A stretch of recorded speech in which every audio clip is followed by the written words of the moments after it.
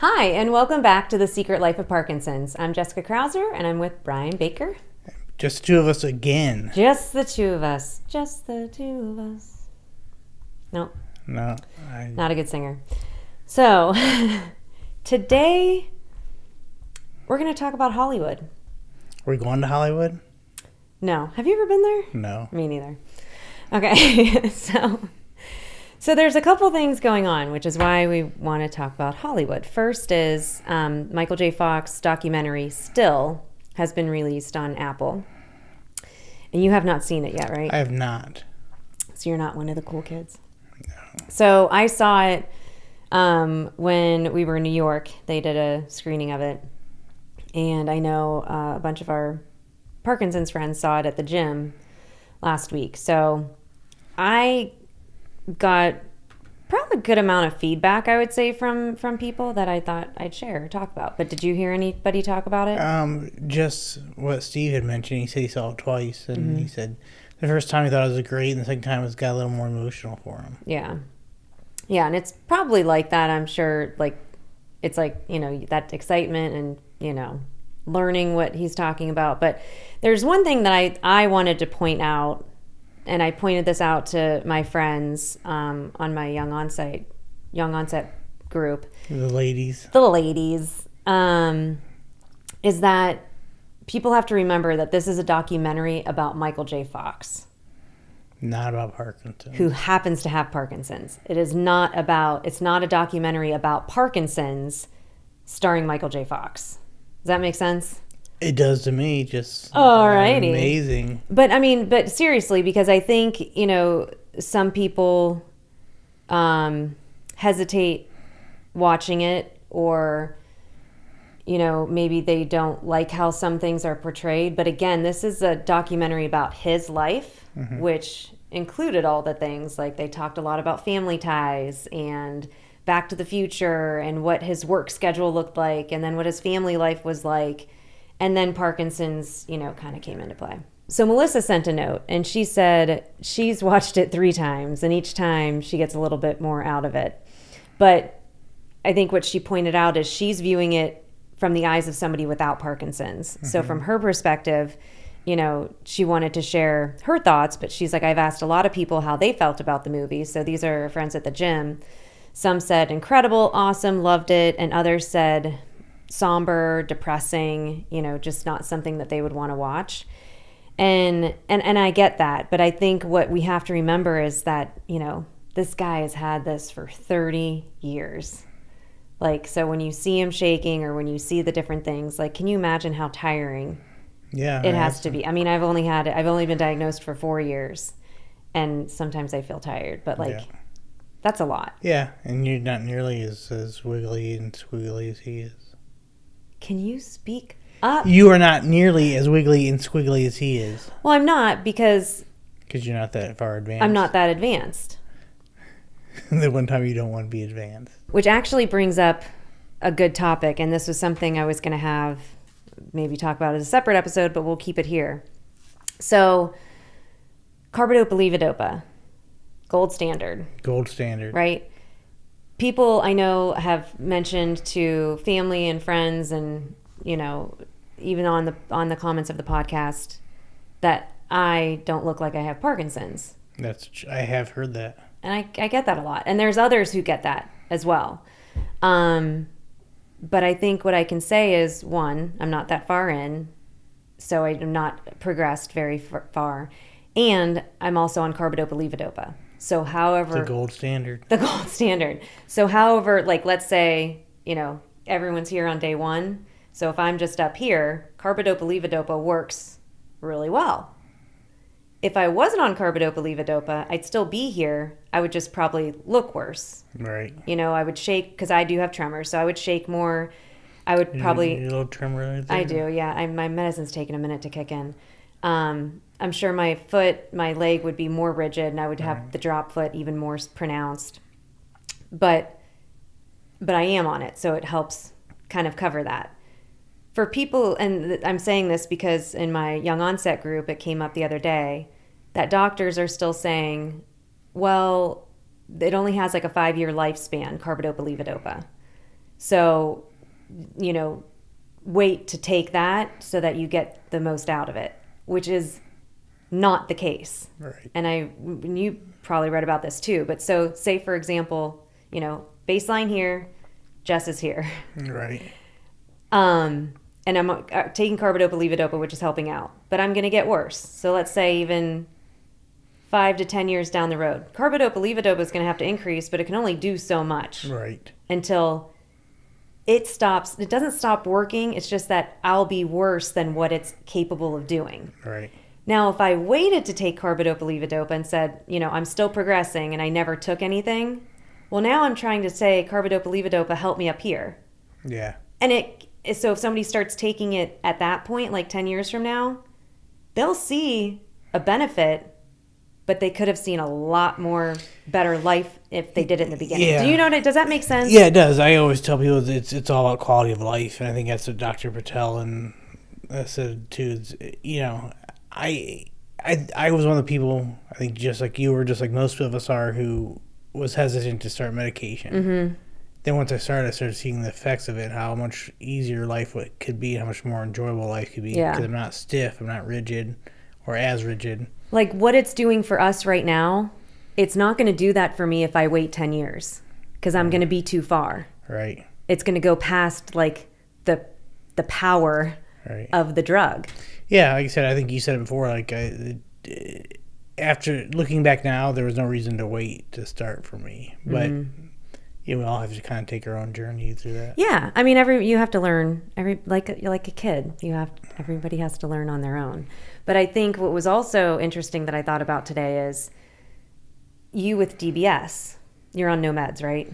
That is correct. So you're now at almost like ground zero, right? Like you're starting it's almost like DBS had you go back to a good spot. Yeah.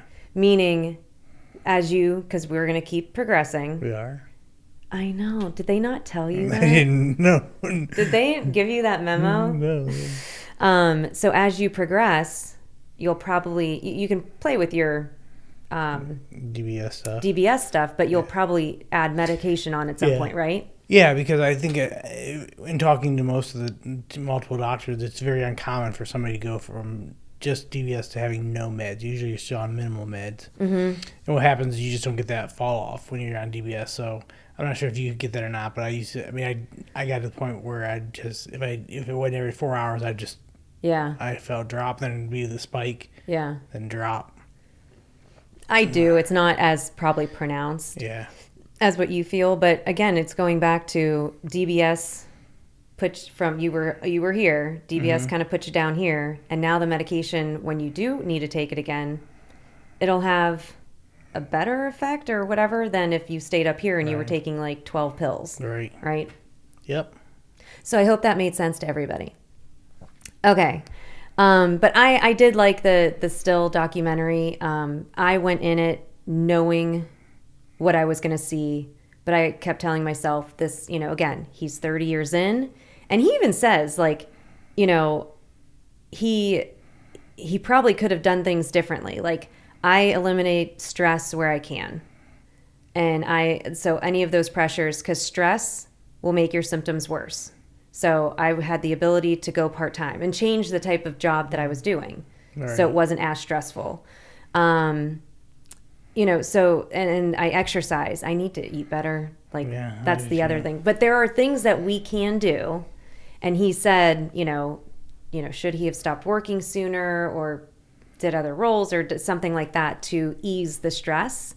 So, because again, that exacerbated his symptoms. And I keep reminding people, when he's on screen, like doing that documentary, that brings out more symptoms. Even though that's his job, he's used to it, whatever, it doesn't matter.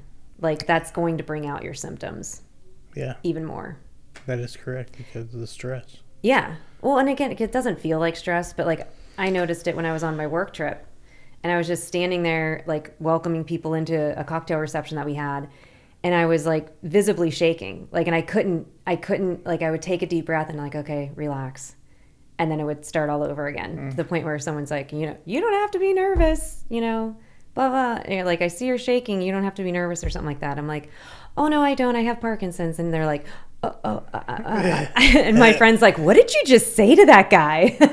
Open mouth, insert foot. Yeah. But it's like, but I'm fine. I don't mind telling people I have Parkinson's because, again, it's driving that awareness that somebody my age can have it. Yeah. And so it always opens up that window to have that conversation. Right. So what about some of the other things we've heard about? Some other, I think you gave me listed 3 or 4 of them that we want to watch. I know I watched Kaleidoscope. Yeah. On Netflix, I believe it was.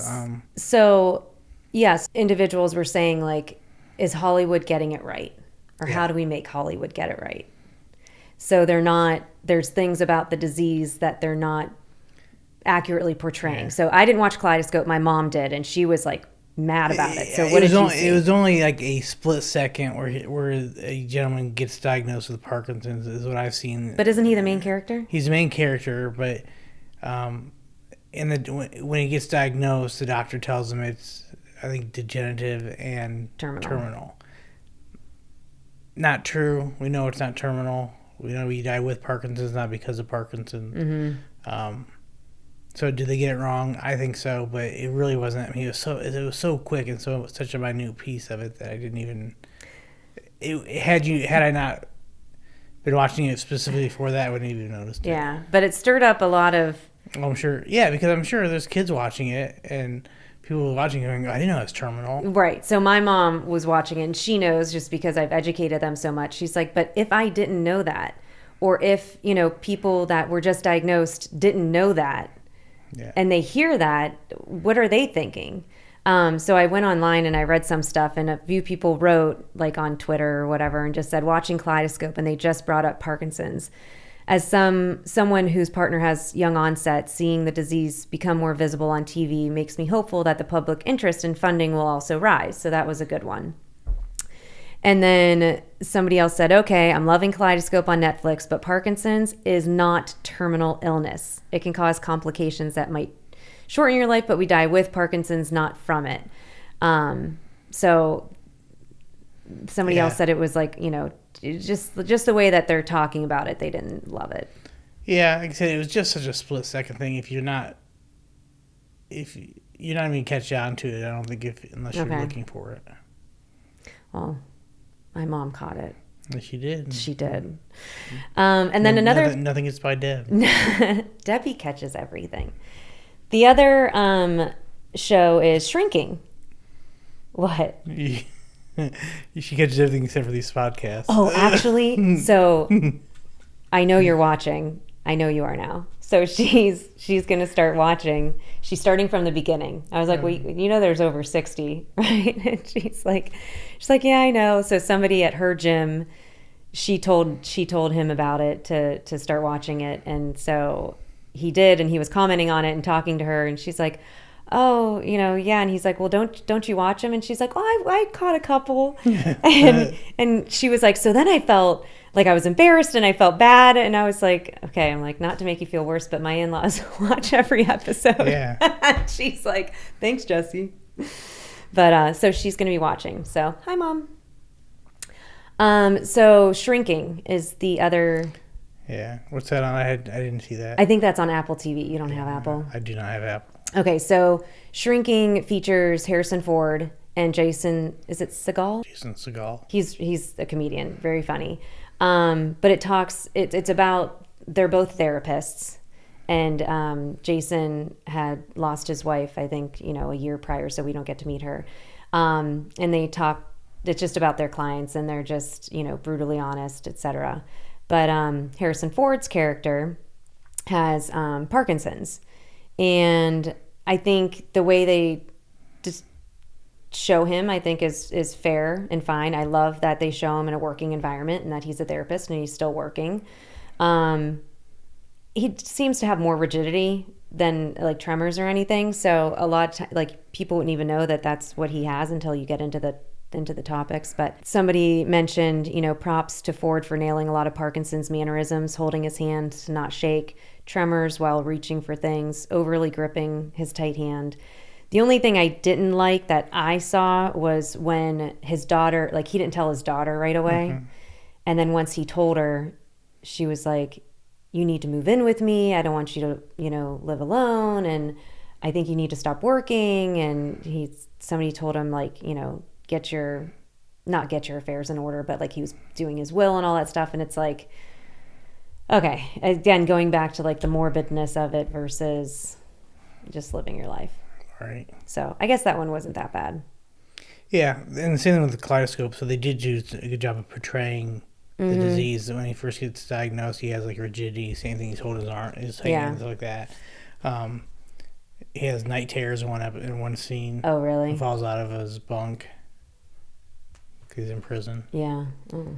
And then the tremors. So it's the one good thing they did do up to this point that I've seen is portray it is it didn't just like come on like that. It's like it's coming on in stages. Yeah, that's good. Yeah, I'm gonna watch that show. But yeah, so at the end of the day, it's good that the disease name itself is getting out there, but hopefully they keep it to a minimum of how drastic or dramatic it has to be. Yeah. So I don't know. Anything else? I do not have anything else. That's all I got for Hollywood. So in our last 30 seconds. Yeah. Do you want to say it? Get it right, Hollywood. Well, I think they may have, but in our last 30 seconds, I'll leave you with this. Whether you decide to watch shows that include people with Parkinson's, such as Michael J. Fox, his documentary, Still, it's totally up to you. But just please remember that people that you see that are on TV with Parkinson's, symptoms are definitely exaggerated because they're on TV and they're showing their nervous stress, I'm sure, is bringing all that stuff out. So just be mindful of that, and also how long people have had Parkinson's. So those of you that are newbies out there, it's not what it's going to happen to look like overnight. So it's not your grandfather's Parkinson's. It's not your grandfather's Parkinson's anymore. And with that, we'll see you next time.